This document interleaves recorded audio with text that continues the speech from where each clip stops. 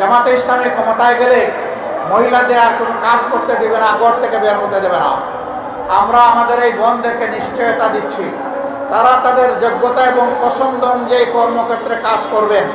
এখন তাদের কোনো সম্মান নাই, তাদের কোনো মর্যাদা নাই এবং তাদের কোনো নিরাপত্তা নাই। সেই রাষ্ট্রে ইনশাআল্লাহ তাদের মর্যাদাও আমরা কায়েম করবো, তাদের নিরাপত্তাও নিশ্চিত করা হবে ইনশাআল্লাহ। মিল কারখানা, ফ্যাক্টরি, ইন্ডাস্ট্রিতে বেশিরভাগ জায়গায় ছোট্ট হলেও পুরুষদের জন্য এখন নামাজের ব্যবস্থা রাখা হয়, কিন্তু পুরুষদের পাশাপাশি এখন আমাদের নারীরাও কাজ করেন, মায়েরা, বোনেরা, কন্যারা কাজ করেন।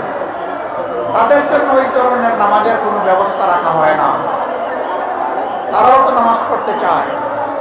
যারা নামাজ পড়তে চায় তাদেরকে আমি মালিক পক্ষের কাছে বিনীত অনুরোধ করব, মেহরবানি করে তাদের ইবাদত পালনের আপনারা অংশীদার হন, এই সম্মানটুকু দেখান, তাদেরকে উপযুক্ত জায়গা তৈরি করে দেন। তারা যেন স্বাচ্ছন্দ্যে সেখানে গিয়ে ওয়াক্তের নামাজটা প্রশান্তির সাথে আদায় করতে পারে।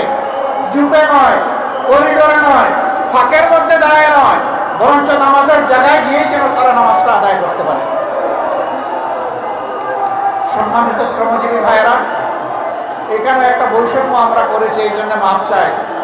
অথচ এখনকার স্লোগান হচ্ছে বৈষম্য মুক্ত সমাজ চাই।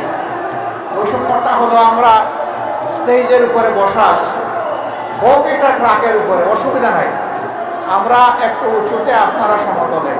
আচ্ছা, এটাও মানলাম, হয়তো একে অন্যকে দেখার সুবিধায় এই অ্যারেঞ্জমেন্ট করা হয়েছে, কিন্তু আপনাদের মুখটা সূর্যের দিকে আর আমাদের মুখটা ছায়ার দিকে। কষ্টটা আপনাদের বেশি হচ্ছে, দীর্ঘক্ষণ ধরে আপনারা বসে আছেন। এখানে হয়তো বা একজনদের এর বাইরে কিছু করার ছিল না। এই অনিচ্ছাকৃত যে বৈষম্য, আশা করি আল্লাহ তাআলা আমাদের ক্ষমা করবেন, আপনারাও ক্ষমা করে দেবেন। শ্রমিকদের প্রতি আমার একটু ভালোবাসা, অন্যরকম অনুভূতি আছে। আমি বিশ্বাস করি, অন্তর থেকে বিশ্বাস করি, শ্রমিকরা রক্ত পানি করা, ঘাম জড়িয়ে যে অর্থ জোগাড় করে এটা হালাল। সুতরাং তাদের গায়ের ঘামটা আমার কাছে আতরের মতো। আমি যখন কোথাও কোনো শ্রমিকের সংস্পর্শে যাই, কেউ কেউ তাদেরকে হাত মেলানো থেকে বিরত রাখতে চায়, আমি টান দিয়ে বলি, আসো ভাই, তোমার সাথে একটু বুক মিলাই, কারণ তোমার বুকের ঘামটা আমার জন্য আতর, সুগন্ধি, সৌভাগ্যের কারণ, তোমার রুচি হালাল। আল্লাহর হাবিব বলেছেন, ওই সমস্ত গরিব, দুঃখী, মেহনতি মানুষ সচ্ছল মানুষদের চাইতে 500 বছর আগে আল্লাহর জান্নাতে প্রবেশ করবে।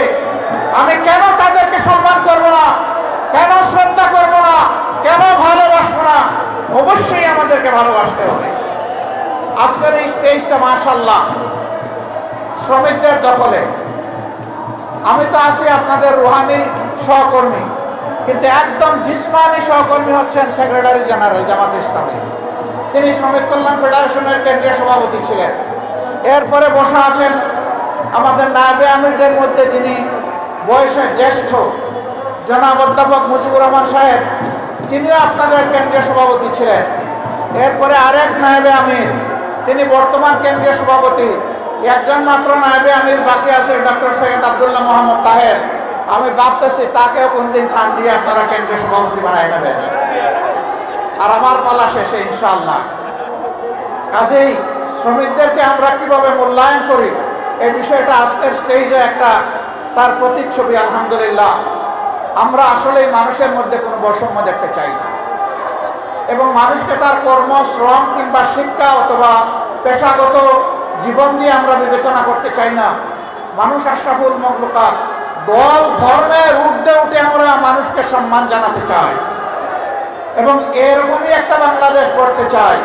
সেই বাংলাদেশটা আল্লাহর কোরআনের ভিত্তিতেই সম্ভব, রাসূল মুহাম্মদ সাল্লাল্লাহু আলাইহি সাল্লামের মাদানী শাসন ব্যবস্থার মাধ্যমে সম্ভব।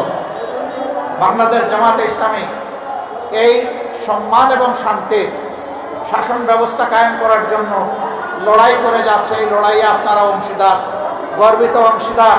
আপামর শ্রমিক জনতাকে এর সাথে সম্পৃক্ত করার এই লড়াই আপনাদেরকে অব্যাহত রাখতে হবে। শ্রমিক বোন এবং গৃহকর্মীদের উদ্দেশ্যে আমি একটা কথা বলতে চাই, আমাদের প্রতিপক্ষ আমাদের বিরুদ্ধে অপবাদ ছড়ায়, জামাতে ইসলামী ক্ষমতায় গেলে মহিলাদের আর কোনো কাজ করতে দেবে না, ঘর থেকে বের হতে দেবে না।